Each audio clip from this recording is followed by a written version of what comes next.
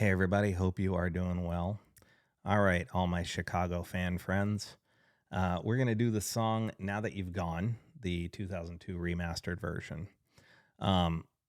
This song, for me, one of my favorite things is it's just Terry Kath's vocals are incredible. But in this intro part, I want you to obviously, Danny Seraphine's drumming is going to stand out immediately right from the first part. But when Robert's keyboard part comes in and then Terry and Peter on guitar and bass come in, you're going to hear some really interesting sonic characteristics. First, on Terry Kath's guitar, he's using a wah pedal, but for the primary part of his rhythm shuffle, the wah is going to be like he's going to have it all the way down to the toe, sort of wide open on the treble side of things. But sort of in the interlude, he rolls it back so you can hear the wah effect. It's just, it's generally, for the most part, it's one way to the heel and then to the other to the toe, as opposed to doing a waka chicka putt kind of thing. It's a unique use rhythmically of a wah pedal.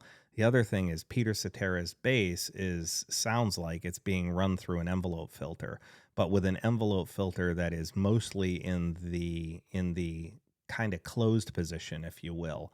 So it's kind of got a little bit more of that darker envelope wah effect happening to it. See if you notice both of those things. All right. With that said, let's hit Now That You've Gone by Chicago.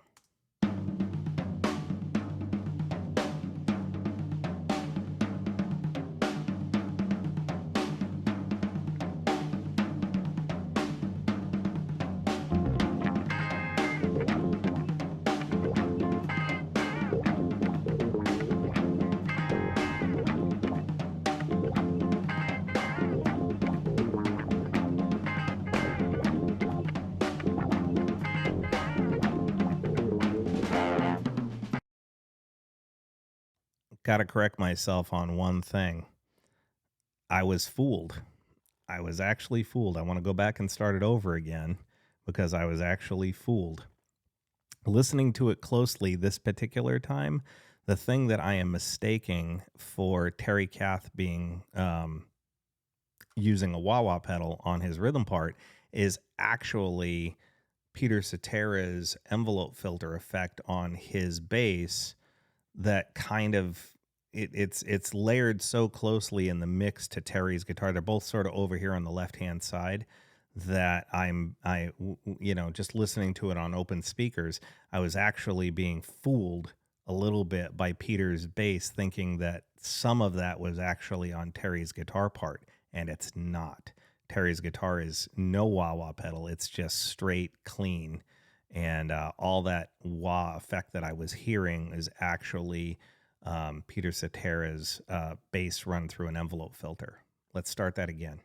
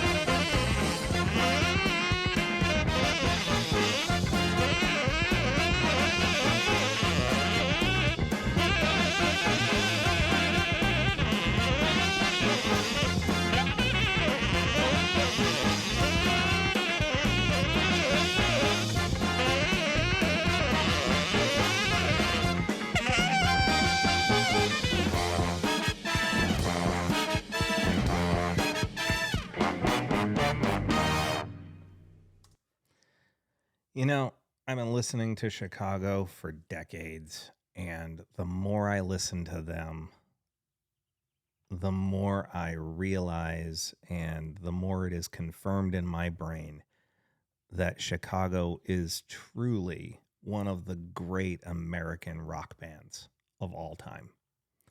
Go all the way back to the first album, Chicago Transit Authority, released in 1969, through, at least for me personally, through the Terry Kath era. I know there are fans of the band after the Terry Kath era, but for me, the Terry Kath era is Chicago.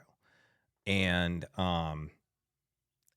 just there are so many damn songs that are just groove oriented, funky as hell, great musicianship all the way through it, phenomenal voices. There just really isn't any weakness in the band. And the subtle differences, like if you go back here and listen to that primary riff, the intro riff, and listen to Peter Cetera's bass part with that envelope filter on.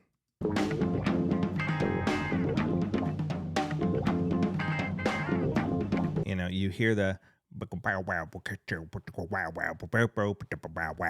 that whole thing, and then realize that when they revisit it all the way back here at the end of the song, there's no envelope filter, and you can hear it straight right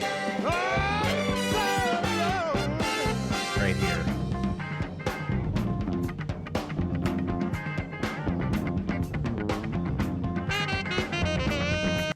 And again, the member of the band that nonchalant music listeners will point out in Peter Cetera's voice, that guy, his bass playing has been overlooked for decades because he gets labeled with the Peter Cetera's ballads ruin the band, blah blah blah bullshit. And